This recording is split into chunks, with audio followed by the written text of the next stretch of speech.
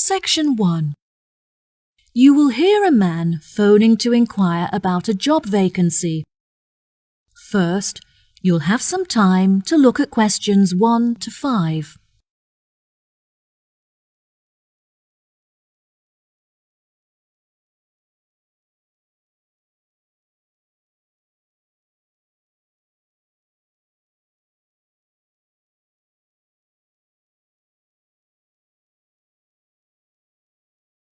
Listen carefully and answer questions 1 to 5. Good afternoon, Palm Resort. Good afternoon. I am ringing about the job I understand you have vacant. Oh, yes. I'd like to find out some more information if I may. Yes, of course. Can I take your name? It's Freddie Lee. OK, Freddie. What would you like to know? First of all, I'd like to know where your resort is located. It's near the city centre on Jamieson Island. That's Jamieson.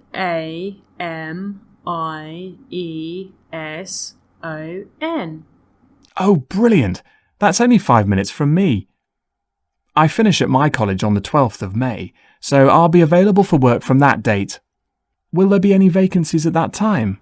Well, summer is our busiest season, beginning on the 11th July, so that's when you would be starting. Sounds good. And are there any age limitations? That would depend on the place you're applying for. How old are you? I'm 17. Well, we require our bartenders to be 18 or older, which means you would be working as a waiter. There are 4 vacancies. There were originally 6. However, we have since filled 2 of these. OK, great. Could I ask about the pay? We're offering £5.52 an hour. That's very good. My last job was £4.45 an hour. And can I also ask about what qualities you're looking for, like any particular skills or experience? We don't normally require applicants to have any past experience. However, during the summer season, we have weekly shows in which our waiters are asked to perform. The routines are very simple, so no dancing skills are needed. However, you will need to be able to sing.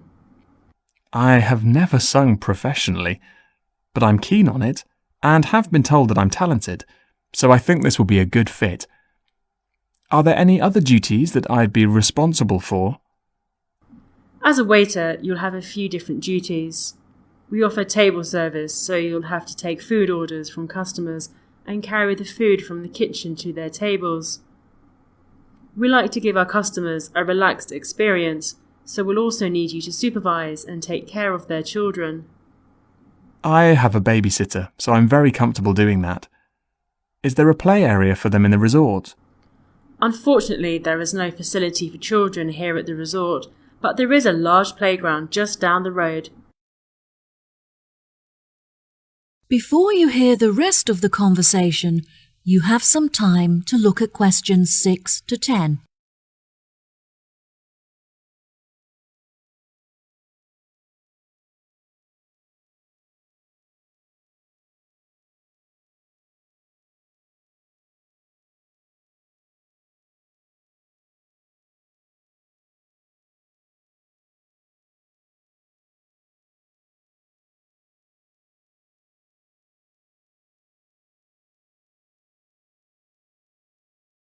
Now listen and answer questions 6 to 10. So I would just walk the children down to the playground each day? No, the road is very busy and the pavements are so narrow that it's unsafe to take the children for walks there. It would be very advantageous if you could drive so that you can safely strap the children into the back seat and transport them back and forth. I'm currently taking driving lessons, so if all goes well, I should have my permit by the time I begin work.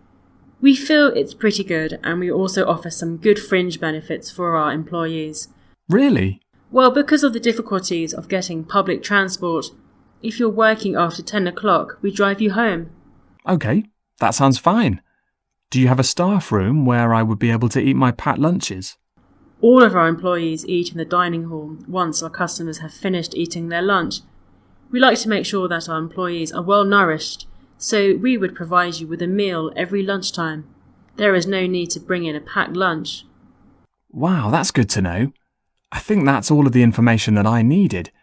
I'll be sure to post my application to you later today. OK, sure.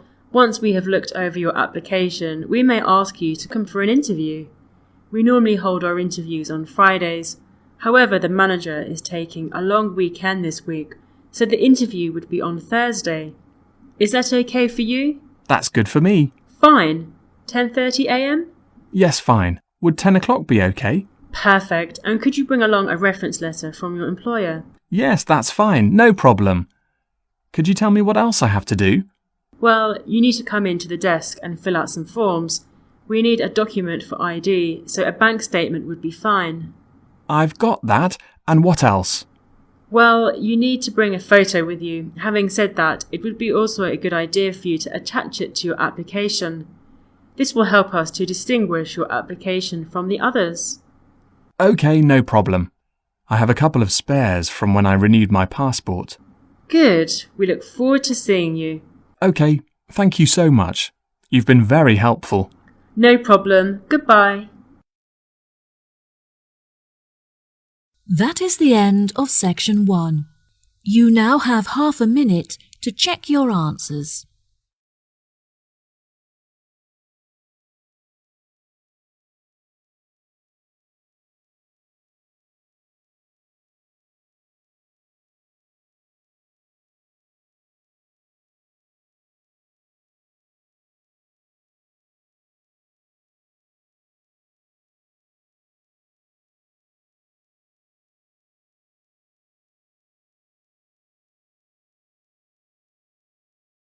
Now turn to section 2.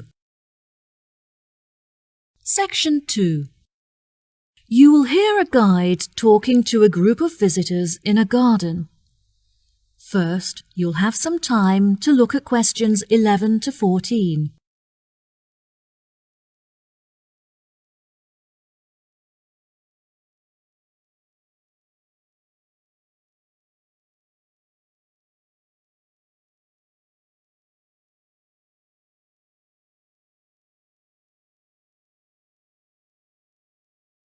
Now listen carefully and answer questions 11 to 14. Hello, welcome to Pine Garden. My name is Manuel, and I'd like to tell you a few things about our establishment before you all wander off and begin your exploration of the grounds. I know you're keen to begin, so I'll try to keep this short. First of all, I'd like to explain what you can do with your ticket. If you want to be closer to nature, you could visit our planting area. In that area, visitors can plant small flowers and bulbs that will grow and become part of the garden. The planting activity is completely free. However, if you have sensitive hands, you'll need to purchase garden gloves to protect your skin. Here at Pine Garden, we sell a number of wooden goods carved from trees that have been felled in our very own pine forest. If you feel like getting involved and having a go yourself, you can join one of our bush timbering lessons free of charge, where you'll be able to make your own keyring under the supervision of a skilled craftsman. The most popular attraction in the garden is our aviary, where you can observe a whole range of bird species. Entry to this section is free, but you have to pay a small supplement in order to enter the hummingbird section. Also, the insect hut not far from it may arouse your interest. There you can find some interesting insects such as butterflies, pocket ladybugs, dragonflies, and so on. And there's no extra charge for that. Unfortunately, there are some areas that are temporarily off limits to visitors today. For example, the gift shop that closed earlier this year and won't be open for another month or so. As I mentioned before, however, you're free to visit our restaurant for food and snacks, and if you're looking to purchase a gift, why not buy that special someone a potted bush or orchid from our plant care centre? And our new treetop cafe is under construction, which will be very impressive when it's finished. In fact, the model town's already opened ahead of schedule, and it's attracting a lot of people. Now, our tourist office is normally available to provide tourists with a variety of help. However, the officer is sick at home today. Please do not let this discourage you from visiting these, as they provide quite an experience. Before you hear the rest of the talk, You'll have some time to look at questions 15 to 20.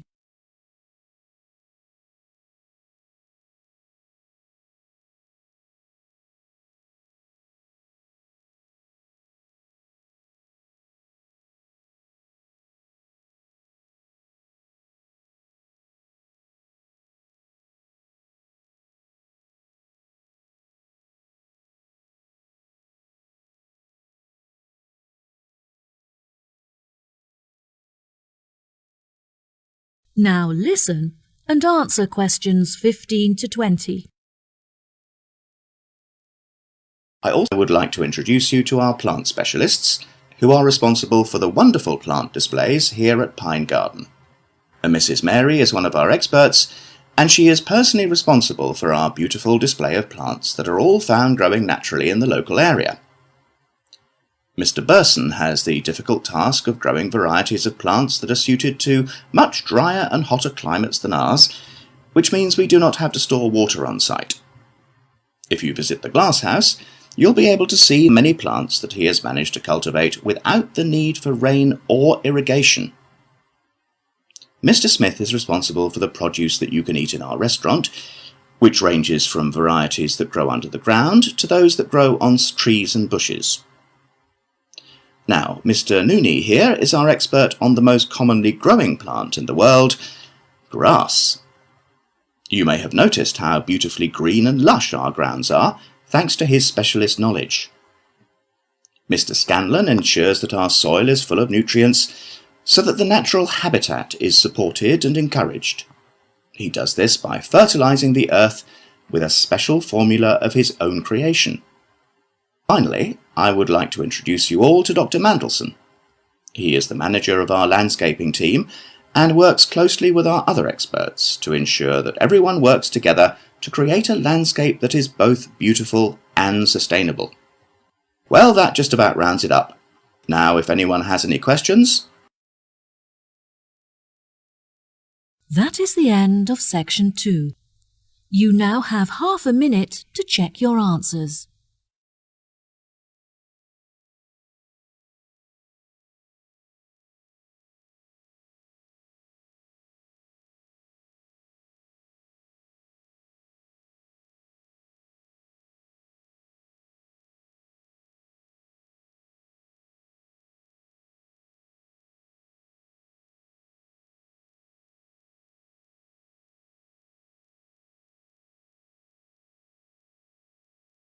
Now turn to section 3. Section 3. You will hear Sally and Mike, 2 students, and their professor talking about their classwork. First, you have some time to look at questions 21 to 26.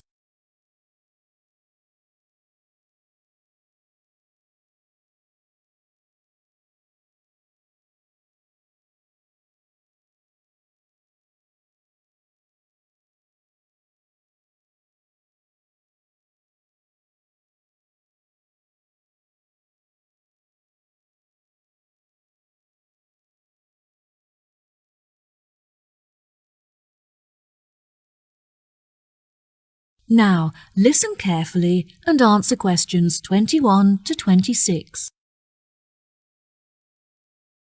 Hello, Sally and Mike. Hello, Professor.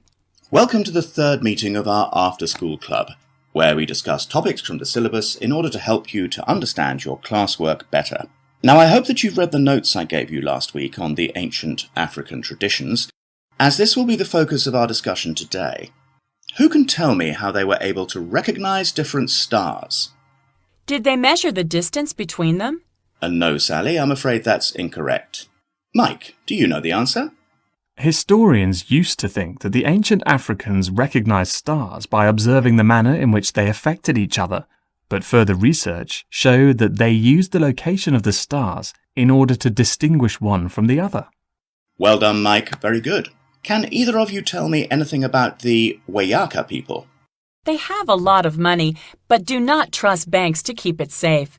They believe that it's in their best interest to help themselves, not assist others. Instead, the tribe looks after their own finances and generate income from lending money to others in low-interest loans. What problems do the Africans suffer from? They used to suffer greatly from drought. However, they have now developed clever ways of overcoming it by moving to higher land. There are, however, far more predators in these mountainous areas, so it is vital that the Africans learn how to protect themselves in this new environment. Yes, that's right. Also, compared to more developed countries, the Africans are less concerned with their international status, which I find interesting. Very good. What else are the local people concerned with? Unlike other, poorer tribes, they have plenty of nourishing food, and they are able to afford vaccines that prevent them from catching diseases. They historically lived in the west of Africa, although later they were chased off their land by other tribes competing for food and water. It is their hope that they will eventually be able to return to their original homeland. Why has the financial condition of the African people deteriorated? Despite their modern transportation system, they find it very difficult to trade because their tools are not sophisticated enough to mine minerals from the land. They have permission to engage in these commercial activities, so once they have the right tools, they will be able to develop a very large income from trade. Do you think that this new income will stop Africans suffering from starvation in the near future? Unfortunately, I don't think so. They should be able to start trading next year, but they will only have enough income to start growing sufficient food and crops to support the local people in the long-term future. Yes, that's correct. Before you hear the rest of the conversation, you have some time to look at questions 27 to 30.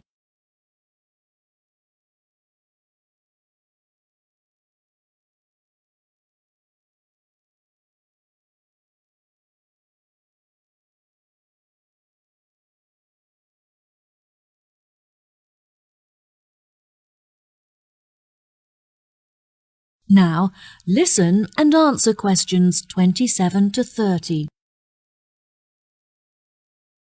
There are many charities from developed countries that are helping to ship food to African countries in order to feed the starving.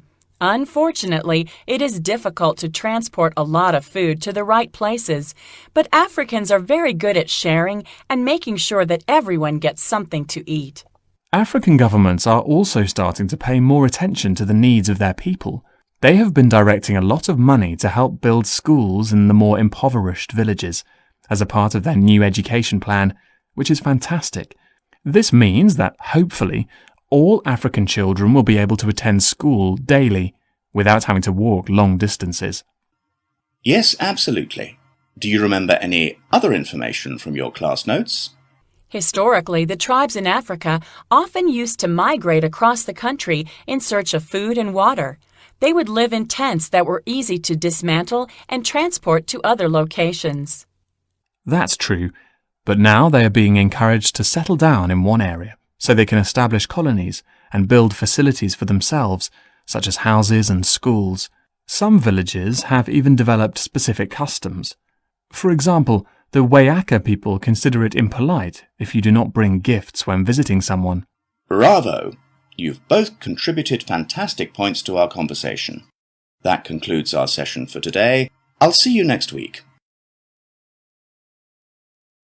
That is the end of section 3. You now have half a minute to check your answers.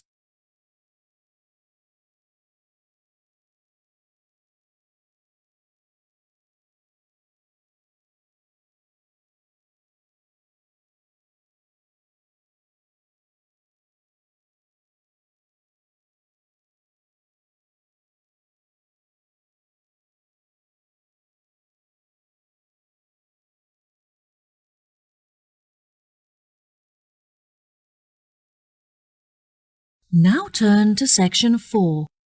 Section 4. You will hear a talk on the research of the sensory systems of different species. First, you have some time to look at questions 31 to 40.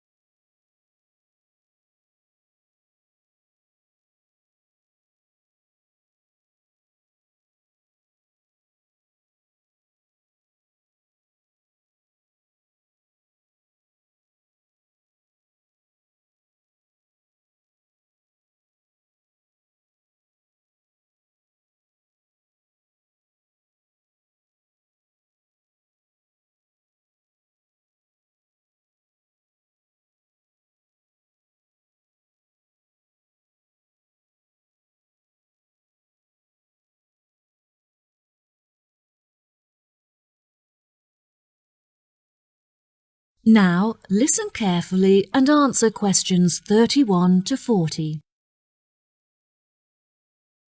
Good day, ladies and gentlemen. Welcome to the second lecture in our series on animal senses.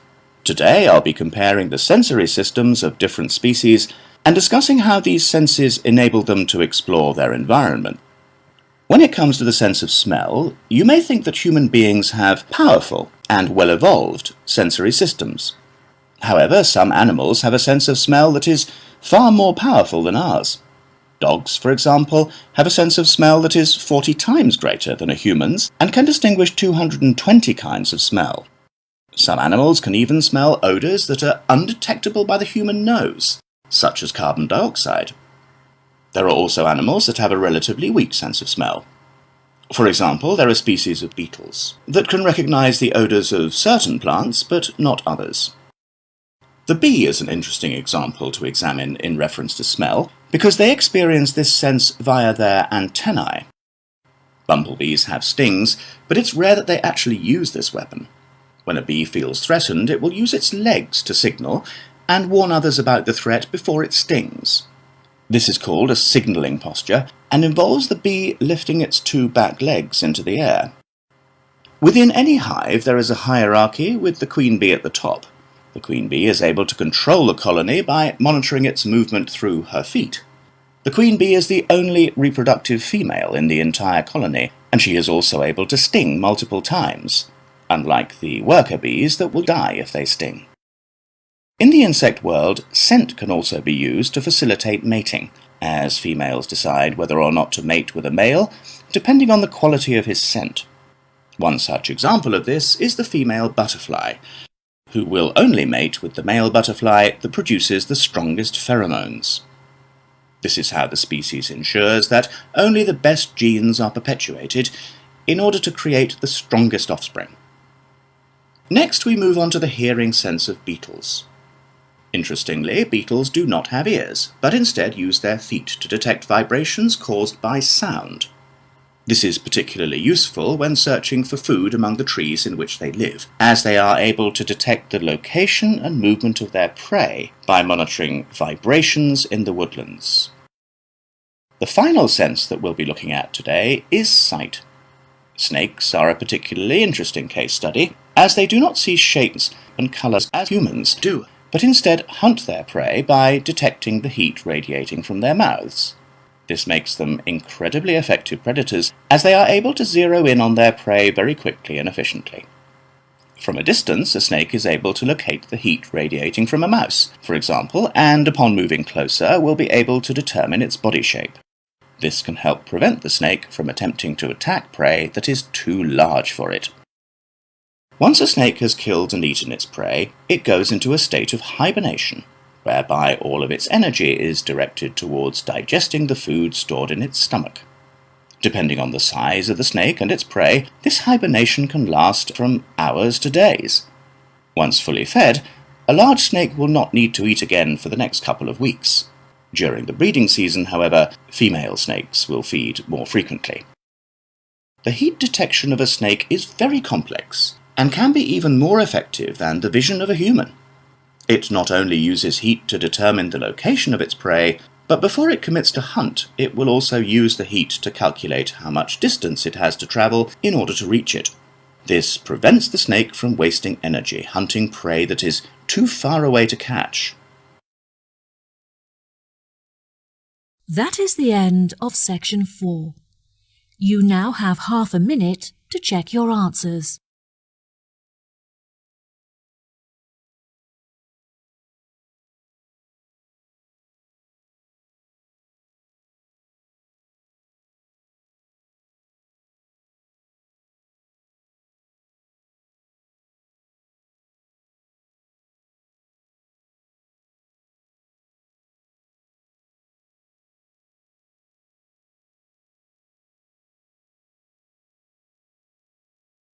That is the end of the listening test. In the Ielts test, you will now have 10 minutes to transfer your answers to the answer sheet.